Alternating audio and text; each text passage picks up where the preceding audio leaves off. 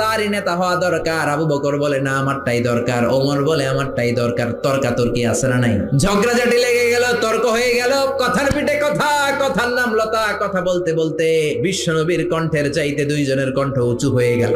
বিশ্বনবীর গলার আওয়াজের চাইতে দুই সাহাবীর গলার আওয়াজ যখন উঁচু হয়ে গেল, আল্লাহ সহ্য করলেন না, ধমক দিয়ে আয়াত নাজিল করলেন, লা তারফাউ আসওয়াতাকুম ফাওকা সাউতিন নবী। খবরদার, আমার নবীর দরবারে বড় গলায় কথা বলা যাবে না।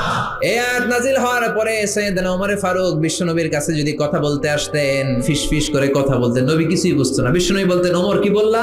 আর একটু জোরে বলো, কি বললা? বিশ্বনবী ইন্তেকাল করেছেন, কিন্তু এই আয়াতের হুকুম আজ বলবৎ আছে না নাই? মা বাবার সামনে বড় গলায় কথা বলা যাবে না। ইমাম সাহেব, খতিব সাহেব, ইসলামী আন্দোলনের বড় আমির, তাদের সামনে বড় গলায় কথা বলা যাবে